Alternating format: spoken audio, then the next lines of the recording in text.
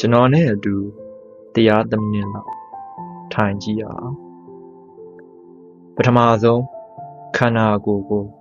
တက်တောင့်တက်တာအနေထားမှာထားလိုက်ပါစိတ်ကိုအေးဆေးဆေးလေးဖြစ်အောင်စိတ်လျှော့ထားပါကိုယ့်ရဲ့ပင်မအာယုံစိုက်ရာနေရာကိုနှာသီးဝကိုကတ်ထားပေးပါနှာသီးဝကိုထိပြီးဝင်လာတော့ဝင်လေဆုံးတဲ့အထိစိတ်လေးထားပြီးလိုက်ကြည့်ပေးပါ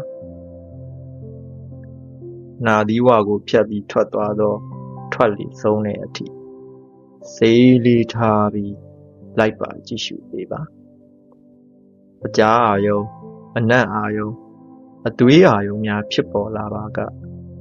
အပြစ်တင်ခြင်းမရှိပဲထိုအာယုံများကိုစိတ်လေးထားပြီးစောင့်ကြည့်ပေးပါ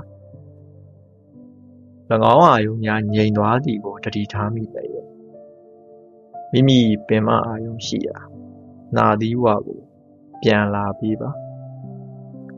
ဤနည်းအတိုင်းဖြစ်ပေါ်လာသမျှအာယုံတွေကိုကောင်းသည်ဆိုသည်ဝေဖန်ခြင်းမရှိပဲဖြစ်ပေါ်လာတိုင်းထိလိုက်တိုင်းသိနေအောင်တတိထား၍ကြည့်ပေးပါ